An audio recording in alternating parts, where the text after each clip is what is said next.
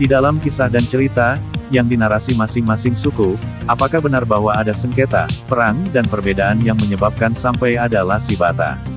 Inti Helaketa berpusat pada kerinduan warga masyarakat untuk tidak terjerembab dalam perspektif Mabutu Malala, kutukan, atau hal tidak menyenangkan yang sesekali dapat terjadi. Baru-baru ini umat Katolik Sekeuskupan Atambua dikagetkan dengan adanya surat keuskupan mengenai pembatasan acara adat Helaketa, yang sampai saat ini masih ramai diperbincangkan dan banyak kontroversi dari hampir semua kalangan umat Sekeuskupan Atambua yakni Kabupaten Belu, Malaka dan Kabupaten Timor Tengah Utara. Banyak komentar miring mengenai keputusan Bapak Uskup Atambua Monsinyur Dominikus Saku PR. Adapun dalam tulisan Pater Gregor Neonbasu SVD, pada tanggal 8 Februari Soferi Oebu Fukupang, ia mengatakan seperti terungkap dalam surat edaran Yang Mulia Bapak Uskup Atambua, Helaketa semakin marak menjelang upacara pernikahan, yang ternyata berdampak juga pada upacara perkawinan dengan orang dan budaya lain di wilayah Keuskupan Atambua.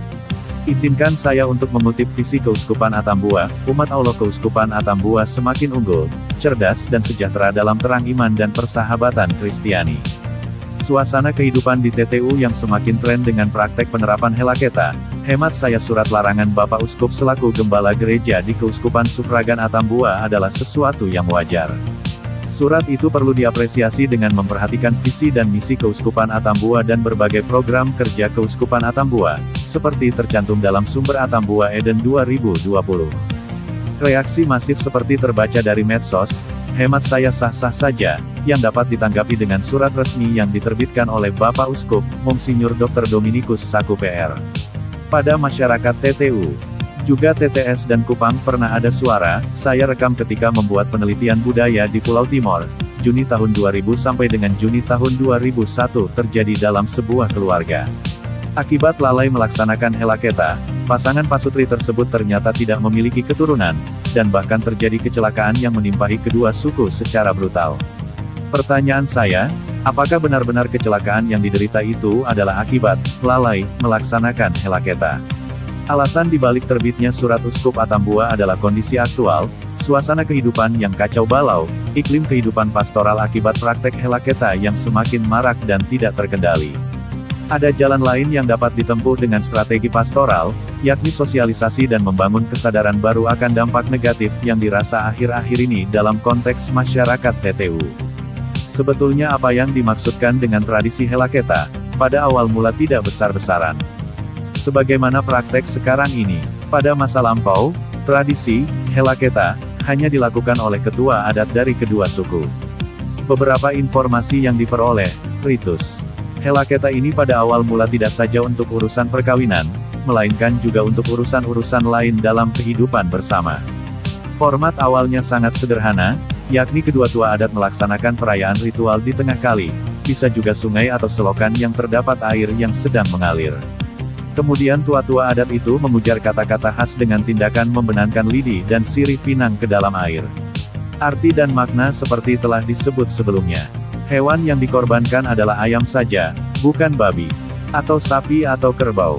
Masing-masing pihak membawa ayamnya tersendiri. Namun kalau permusuhan itu telah lama dan dinilai sangat berat dan semakin complicated, maka harus diselesaikan dengan ayam 4 kaki, yakni kambing. Mengapa terbatas? Oleh karena semua makanan dan daging yang disajikan di tempat itu harus dimakan sampai selesai, dan tidak boleh membawa kembali sisanya ke kampung.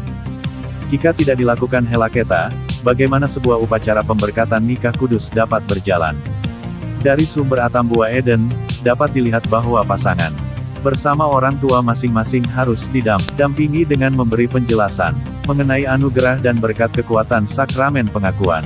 Di sini dapat dilihat, acara Helaketa dialihkan ke pangkuan Gereja Kristus, yang dapat memberi pengampunan dan mencipta suasana perdamaian di antara kedua belah pihak. Sebagai Uskup Atambua, tentunya Monsinyur Domi telah menimbangnya dengan sangat matang, baik dari aspek pastoral, dan juga berbagai pertimbangan banyak dimensi bersama para konsultores dan Dewan Imam Keuskupan Atambua. Kita berdoa bersama agar Roh Kudus memberi kekuatan kepada Bapak Uskup bersama Dewan Imam dan para konsultores Keuskupan Atambua dalam menyikapi seruan dari mana-mana seperti dalam media sosial yang nampaknya tidak terkendali akhir-akhir ini dalam kaitan dengan surat Bapak Uskup Atambua. Pungkasnya pada tanggal 8 Februari di Oebu Fukupang. Kesimpulan dari tulisan Pater Greg Neonbasu, SVD, sebenarnya lebih tepat kalau Monsinyur Dominikus Saku PR dalam surat gembalanya menghimbau bukan melarang. Karena dalam pelaksanaan ritus ini terdapat ulasan nilai-nilai budaya yang patut dipertahankan. Jika dilarang artinya tutur adat untuk mendapatkan manikin oetene dalam perspektif perselisihan zaman dulu akan sirna dengan generasi mendatang pasti tidak tahu bertutur sebagaimana penjelasan Pater Gregor di awal pembahasannya.